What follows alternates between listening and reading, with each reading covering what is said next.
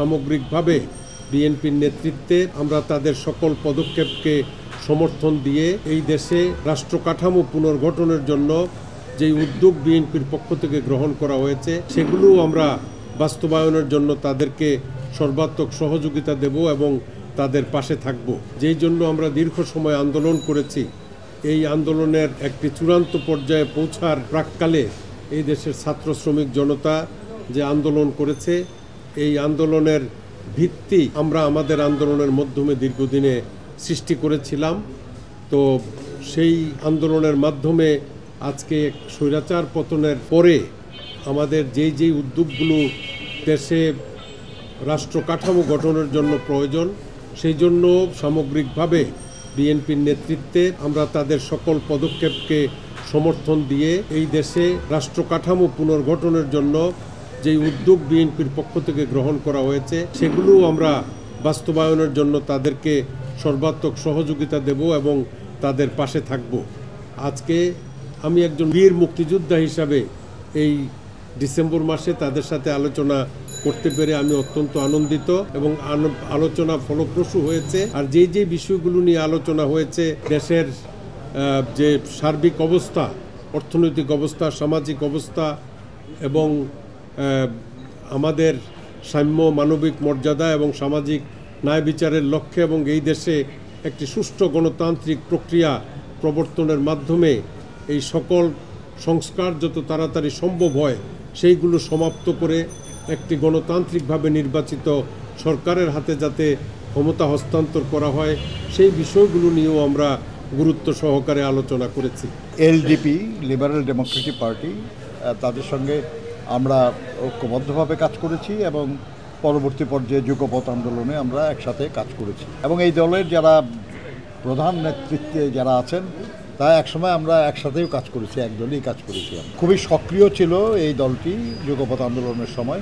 রাজপথে দেখেছেন আপনারা যাদের সঙ্গে আমরা যুগপৎ আন্দোলন করেছি তাদের সবাইকে নিয়ে আমরা আলোচনা করছি।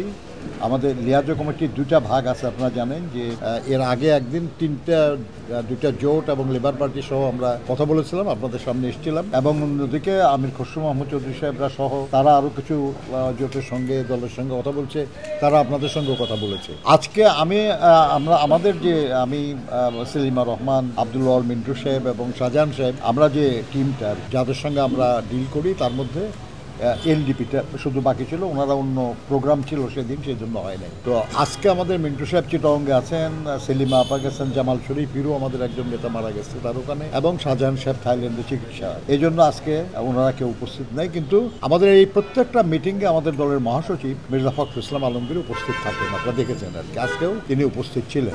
আর এলডিপির পক্ষ থেকে তাদের মহাসচিব ডক্টর রেজওয়ান আহমেদ সহ তাদের যারা সিনিয়র নেতৃবৃন্দ তারা উপস্থিত ছিলেন, যে আমরা আমাদের সাথীদের সাথে বিদ্যমান অবস্থা নিয়ে মত বিনিময় করে চলেছি আর কি। স্বাভাবিকভাবেই দেশে বিদ্যমান রাজনৈতিক, সামাজিক, অর্থনৈতিক এসব পরিস্থিতি নিয়ে আমরা আলোচনা করেছি, মত বিনিময় করেছি, পরস্পরকে বোঝার আমরা চেষ্টা করেছি যে আমরা কিভাবে এটাকে আমরা দেখছি এবং এই মুহূর্তে আমাদের কী চিন্তা করছি, আমাদের দলগুলো কী করছি না করছি বা করার চিন্তা করছি, সেগুলো নিয়েও আমরা নিজেদের মধ্যে আলোচনা করি। আমরা দেশে বিদ্যমান যে পরিস্থিতি, যেটা দ্রব্যমূল্য, আইন শৃঙ্খলা পরিস্থিতি, এই যে গতকাল আপনার সচিবালয়ে যে অগ্নিকাণ্ডটা ঘটেছে, বিভিন্ন বিষয় এগুলো নিয়ে আলোচনার মধ্যে আসছে, আমরা আলোচনা করেছি। কিন্তু যেহেতু আমরা একসাথে দীর্ঘদিন ধরে আন্দোলন করি, আমাদের এক ধরনের মানসিক ঐক্য থাকার কারণেই তো আমরা একসাথে এতদিন পাচ্ছি। কাজে যে আলোচনায় আমরা করেছি সেসব আলোচনায় আমরা মোটামুটি সব কিছুতে একমত আছি। আমরা মনে করি আর কি যে আমাদের এই আলোচনার এটা অব্যাহত থাকে, যখনই দরকার হবে আমরা আবার একসাথে বসবো। বিএনপি যদি মনে করে তাহলে বিএনপি আহ্বান জানাবেন, তারা আসবেন, আমরা বসবো। আর ওনারা যদি দরকার মনে করেন ওনারা আহ্বান জানাবেন, আমরা যাব, তাদের সঙ্গে বসবো। এটা আমাদের চলতে থাকবে আর কি।